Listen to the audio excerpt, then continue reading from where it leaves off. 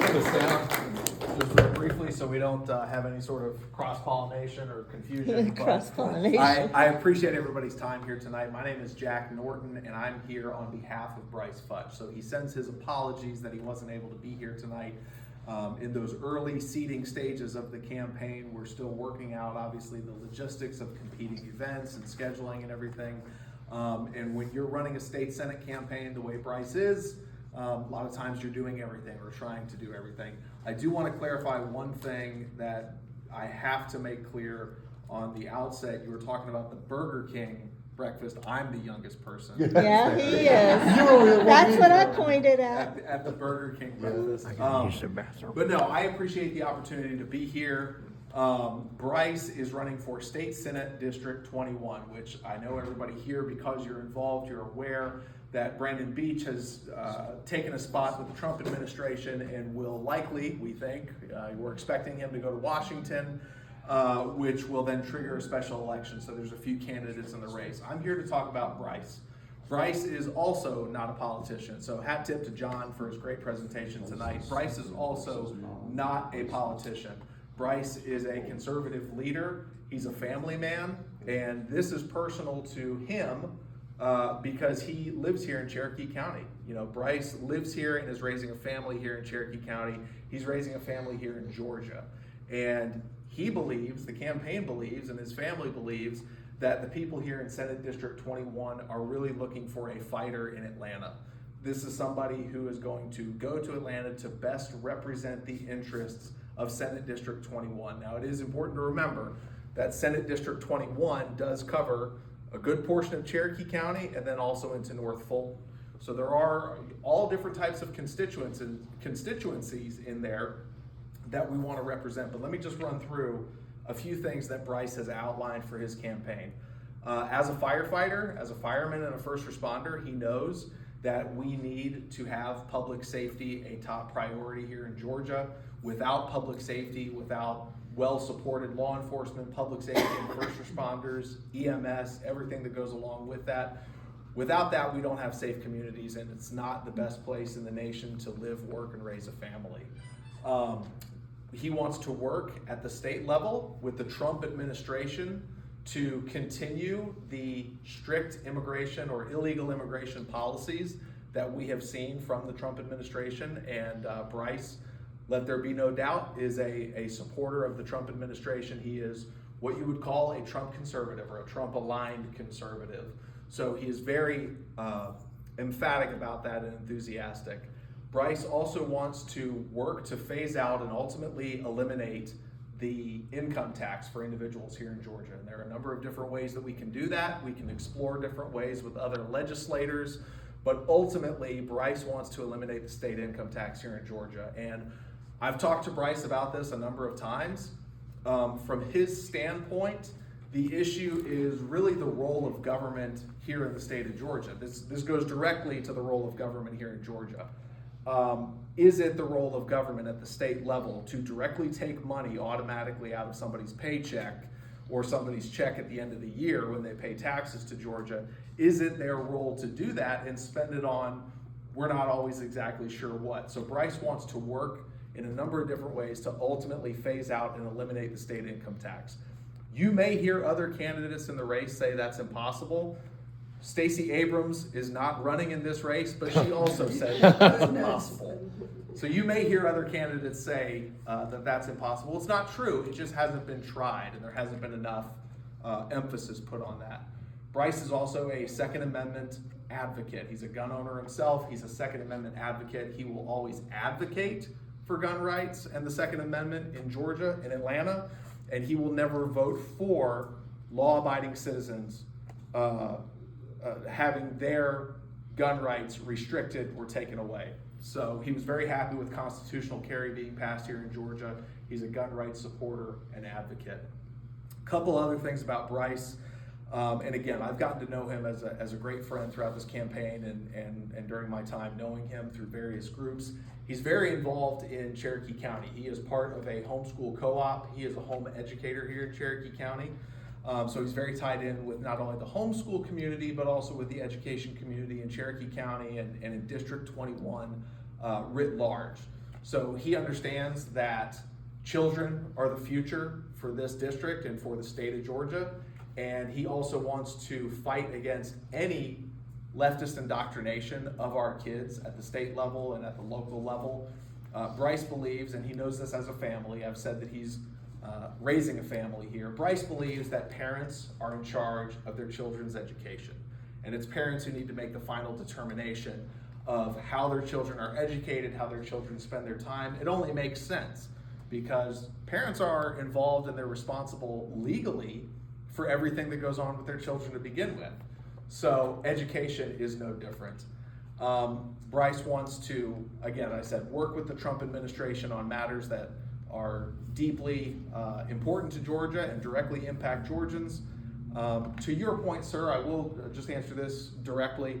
I know that Brice, his intention is to be very open, not only with his constituents, but to work with anybody, whether it's a county or a municipality, to make Senate District and all the people that live in Senate District 21, to make that a better place and to do what's right by the constituents.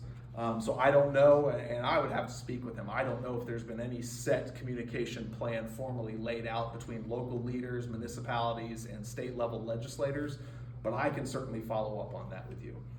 And the last thing I'll say, I've handed out my card to a number of folks here. I've got more outside that I can give you. But if I don't know the answer to any questions tonight, I'm happy to follow up on Brice's behalf. I just want to make sure that everyone remembers Brice is running, and we want you to vote for Brice. I'm not asking for your vote. I'm asking for your vote for Brice, Senate District 21. And our expectation right now is that the special election will be held on June 17th to coincide with other elections that are taking place. But there are some timelines that have to be met. And first, Senator Brandon Beach, the incumbent, will have to step down to take that position with the administration. And then there will be probably about a 10-day window when the governor names or calls for a special election. And then that has to be within about 30 days. So I'm not an expert on election law here in Georgia, but that is our understanding, or I should say my understanding of the process. Again, there are a number of other candidates in the race, but if you want to support somebody who's coming in from the outside, who's a family man, a Christian conservative, and a firefighter, and a fighter, I suggest, and we want you to support Brice Futch. So with that, I can take some questions. I got a question. Is he supported by any of the incumbents or Beach or who is going to have to step down or stepping away? Is he being endorsed by them or anybody else? Well, you know what? I think that it's a great question, and I think that Senator Beach is probably not going to make his support public. He may, at some point, provide an endorsement for one of the candidates. That's not something that we've discussed with him, a public endorsement from the incumbent. There are going to be public officials at the county and state level who give their endorsement to one of the candidates. We are pursuing support where we think that it makes sense for the campaign. If we see an active organization or an active individual that we think best represents and shares the values of Brice Futch and what he's trying to do and what we think the values are for Senate District 21, then of course we would either ask for it, we would have a conversation with it. We will see where that takes us. And just to confirm, this election is this June. We expect the election to be June 17th. Dang, and that's so not much time. No, it's a sprint. It's going to be a sprint. And so what we are focused on the campaign side, just to kind of give you a little inside information such as it is, what we're focused on at the campaign level is focusing on ourselves. We're focusing on our campaign and how do we get Brice and our campaign in front of as many people as possible across Senate District 21. We're organizing our team of volunteers. We're asking for support from the grassroots activists here in Cherokee County, in North Fulton, and Alpharetta, and these municipalities, bigger and smaller. We think that this is going to be a very down-home activist effort to turn out the vote for Brice on what we think will be June 17th. And sir, I'm sorry, I forgot your name. Pete Adams. Pete also said that one reason to at least consider voting for Brice was his mustache. Is firefighter. So we think that if all else fails going into mid-June, June 17th, we think the mustache may carry the day. You need to What grow is that. I can't go. I'm your- sorry. What is your Get relationship it, with Brice? I'm a friend. I'm a friend of Brice's. I've gotten to know Brice because I'm active in the local community here in Canton, or closer to where Brice lives. We actually live somewhat close to each other. I'm a member of the Canton Business Club. I've got connections with some of the local nonprofit organizations. And Brice and I met through some of those networking meetings and ran across some similar people that we knew, and that's how we met. We're also both members of the Cherokee County Republican Party and associate members of the Cherokee County Republican Women's Organization. So campaign chair is not your day job? Right now, my primary focus as campaign manager is electing Brice Futch. So that's my primary focus. But is that that's not what you do for a living? Do you like? I'm a corporate communications specialist by trade, so I handle, I've got my own small business right now and my own corporate comms and media firm.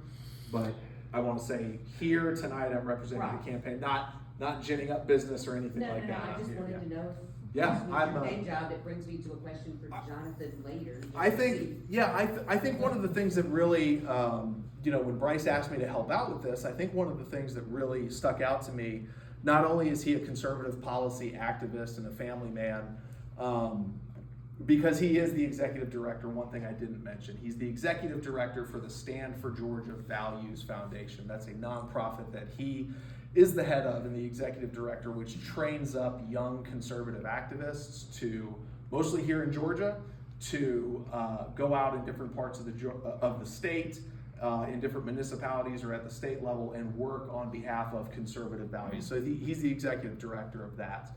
One thing I think that attracted me to his campaign, and he told me he was running, and then a short while after that, he asked if I would help him in this run. I'm a Marine Corps veteran, and I'm from Georgia originally here. And anybody that's got a heart and a mind for service the way Brice does, being a firefighter, what we are telling people is that Brice is the kind of man that runs into the fight. And I would venture to say that, when we start getting into some of these forums where there are multiple state Senate candidates in one place at the same time, I would venture to say that Brice is probably the only one that has run into a burning building. I could be wrong about that, but I think that's the case. So I was really attracted to him as far as his campaign and his values, and I think that he will be a great state senator for this district. And even though he's not here to say, believe me because I'm Brice, I can say, I'm Jack, believe me because I believe him. So. How would you differentiate Brian Wills from Mr. Futch? I personally don't know Brice, I don't know Brian Will. I don't know him. We know that he's on the Alpharetta City Council. He's certainly part of a elected official crowd that has been serving in an office for a period of time. We are focused on us. We are focused on the Brice Futch campaign. We are focused on putting Brice's message out there to as many people across the district as possible. And when it comes into comparing and contrasting, again, I think Brice might be able to better address that, but from my standpoint, I don't know any of the other candidates that are going to be running in this race. I don't know them personally, but I do think that when people start hearing about Brice's campaign and when people start understanding where he's coming from, I think the campaign is really going to catch fire, so to speak. So I think we're in a good position. We're working on fundraising. So to be perfectly honest, none of these campaigns run on fairy dust or hopes and dreams. So we are focused on fundraising. We're focused on organizing at the very local active base. We have a broad team that we're building out across Senate District 21. We have a state-of-the-art voter technology platform that we are using so that when we go into different areas of the district, we know exactly who we're contacting, and we have a good idea about the issues that resonate with them. And if we don't know what the issues are that resonate specifically with people in certain areas of the district, we want to find out. Brice wants to find out. And going back to some of the things that we mentioned earlier, Brice wants to be the state senator coming in from the outside that will represent the best interests of this district in Atlanta. So that's what I can say on that. Ma'am. I have two questions. I'm Shell Brown. Hi, Shell. First, when is the runoff? So we expect the election to be June 17th with a number of people in the race. Yeah. I don't know statistics or the likelihood, but there may be a runoff. And so that would be within 4 weeks. Okay. That would be I believe a 30-day runoff. So this, as you can imagine, somebody in Brice's situation right now, this is very difficult because we don't have the official date of the election, but we do expect it to be June 17th. And then we also have to think about a possible runoff, but we don't know what that date would be either. So I hope you can commend Brice for taking this on. This is a lot of known unknowns. My second question, it's actually for Jonathan as well. How do you feel about Georgia's, and you knew this was coming, how do you feel about Georgia's electronic voting system? I think everything should be done hand voting. Okay. It's the person who purchases or built that machine has the best interest of one party instead of the other. So everything should fall back on hand voting, hand Okay. counting. Okay. So, I don't know if you feel comfortable. yeah, speaking. sure, no, absolutely. This is a conversation that Brice and I have had a number of times. And he knows that he's going to be talking about this issue everywhere he goes, or at least almost everywhere he goes. We can talk about the elephant in the room, which I think was the 2020 election. Brice knows, and I think a lot of us understand, that the 2020 election was fraudulent here in Georgia. That is his position. They got it wrong. The election was wrong, and that was caused by a massive number of mail-in ballots for any reason, absentee ballots for any reason, and you also saw a number of irregularities taking place in some counties, maybe down towards closer to Atlanta and some of the other bigger cities in different parts of the states. We think that the House and the Senate addressed this. We think that in Georgia right now, it should be easy to vote, hard to cheat. Brice is also, as a conservative and as somebody who wants what's best for the country, he believes that, it's great that Donald Trump won resoundingly, decisively back in November of last year. So we wouldn't say, or I should say, Brice doesn't necessarily believe that the problems were with the voting machines, but with bad voter laws.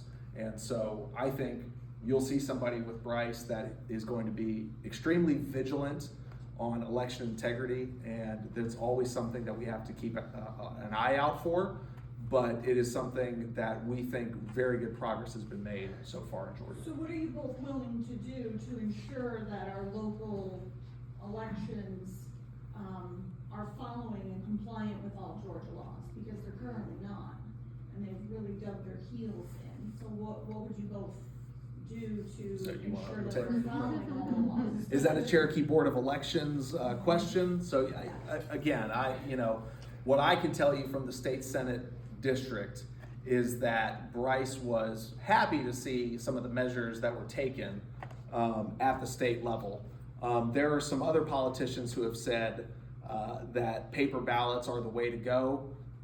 Stacey Abrams was one of the politicians that said paper ballots are the way to go. So it's, look, we understand that this is a very contentious issue, but Brice right now is satisfied with the way voter laws here statewide at the state level.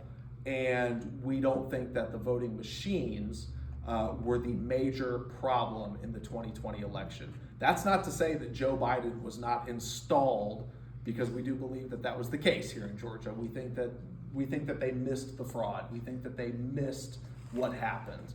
But we think that, looking at 2022 and looking at 2024, Brice is very happy with the results that came of that. Sir. I have a writing question from Mark. Oh, hey, Mark. What are the plans to give the Secretary of State more enforcement for licensed holders versus non-licensed holders? Mark, is that? You'll mail, yeah, I didn't really know how to write the question. so Sure, Please please. elaborate on this. So, I'm a low voltage licensed contractor, okay? Oh, I've been yeah, since yeah. '93. State of Georgia has no enforcement action at all for non-licensed holders. So, my company, we compete with Chuck and the trucks and stuff like that, and I have seen so many situations where people have been put in harm's way because they've just got someone out there. Same with pest control. You've got these landscapers. They don't have a pest control license, but they're spraying all kind of who knows what out there. So, the Secretary of State, and I've been in communication with them for a long time. Mm-hmm. And I was basically told, look, we don't have any money, we don't have any enforcement action, state Senate won't give the city. Yeah. Or the state won't give the city. Sure. So, and I've been dealing with this with Karen Handel all the way up to, current administration. But I didn't know if there's any, and I know this is just, this is probably trivial in the scope of, It's not, for sure. Things, but I think it is from a perspective where, for safety, people don't know, people are gonna call a lighting company, hey, I want this company to come do lighting, okay? Well, if they don't do the lighting right, if they don't balance it, if you've got a short in your pine straw, guess what? Your house is gonna go up in fire. And then, it could happen at night, and, then all of a sudden someone gets killed, Yeah. and they blame it on, it was just faulty equipment. When it could have been an unlicensed person, that they just got, Joe Schmo to come put some lights in for them. Yeah, I think this probably, in some ways, this kind of goes back to, Brice is probably the only person in the race who's run into a burning building. He would like that to happen fewer times. So obviously, safety is a huge issue, and I understand in your occupation that's the case. I don't want to get out ahead of Brice on this particular licensing issue as far as that being on the campaign. It's certainly something that I can discuss with him, but I would say this, there has to be some sort of balance when it comes to Secretary of State and state level regulations, a balance between licenses and occupational certificates for people that want to go into a certain field of work, and enforcing those licenses and enforcing those regulations, and also at the same time not burdening regular people who just want to open a small business, whether they're a small 2 to 3 person LLC or a sole proprietor, independent practitioner. So of course all those things had to be considered. Like I said, I don't want to get out ahead of him with that, but certainly something that, and you've got my contact information, so certainly something we can follow up on for you. Yeah, I actually reached out to state senator, and I told him, I said, look, why don't you just have the county, because the county says, well, we don't have, we don't have a way to check to see if they have a valid license. I'm like, you go on the SOS website, Sure. you can see. Yeah. I said, and it's like, well, we don't have time, all these. I'm on the It's SOS okay, website. why don't you just add $5 to them getting a license, and then have somebody verify to go, and plus it's gonna make you, $5 more in your county coffers. Sure. But it's just like, no one really they don't care. Yeah. It's like, you wanna be a plumber? Okay, well, give me your $100 and you can open a plumbing company, whether you're licensed or not. Yeah. And it goes for all trades. Yeah. Just, I certainly think that Brice would probably feel, to your point, there's some room for a little bit more oversight on that, while at the same time staying within the constitutional scope of a state senate office. And so, again, I'm happy to follow up on that for you, and I'll get you an answer of what he would like to see done, or maybe it would even be beneficial for the two of you to have a conversation like that, so. I just don't know if there's anything you can do, because my wife's a nurse, and she runs into the same thing, so. Yeah, right. But actually, I had one comment I was gonna make, but now I'm gonna make another one. All right. I don't do it anymore, but I did 43 years of IT work. Mm-hmm.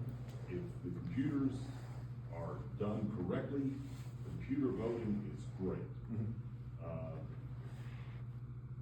That having been said, the follow-up paper ballot and all that other stuff, that's fine.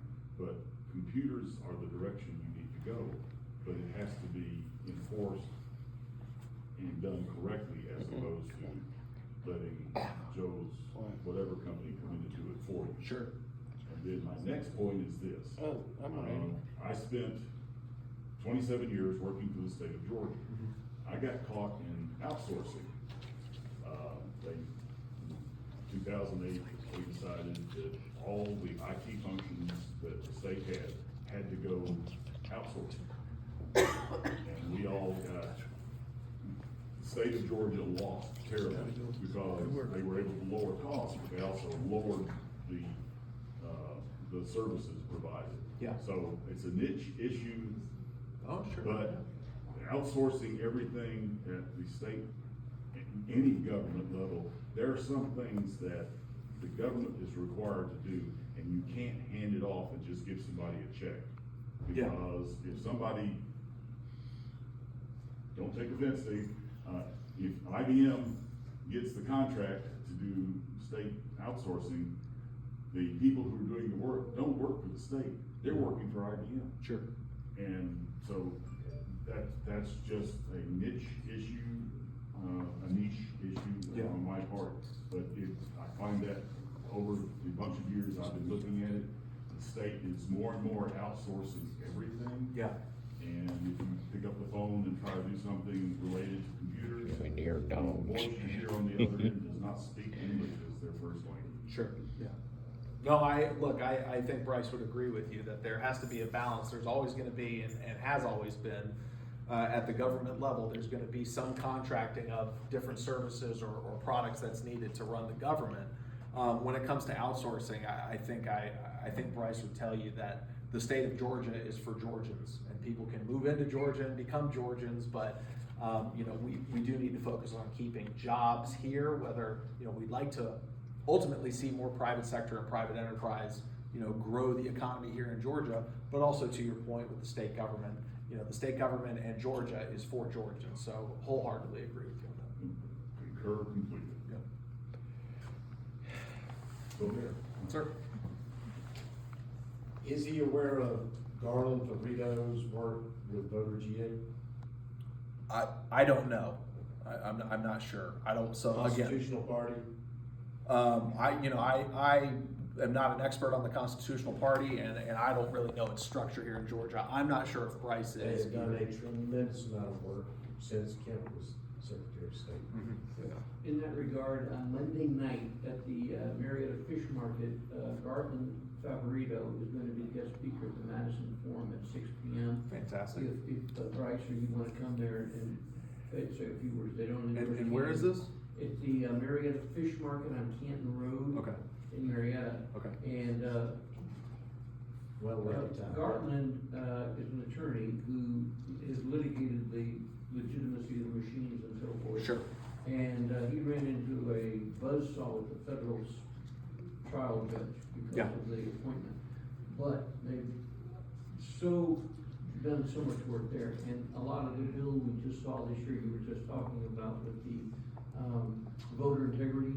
Mm-hmm. Georgia is fast becoming one of the strongest statutes in the country, but still, there's some better laws, and I was very frustrated about some things I'd learned, and I confronted everybody on it, and basically, we're getting all we're gonna be able to get, given the divided government that we have. So a lot of it's been the Reagan approach, we get a little bit more, so they're going back, but right now, the laws they just passed this year, I think, got us pretty close with the, they had the QR codes and specific date stamp numbers on things, and they're doing some things that make it a lot harder to just photocopy signatures and.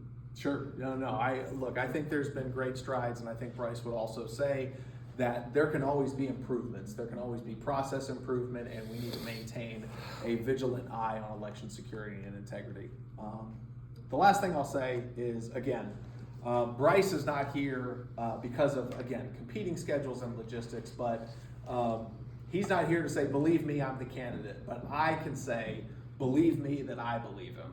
I wouldn't personally be working so much with Brice. We talk several times a day, every day. We see each other probably almost every day.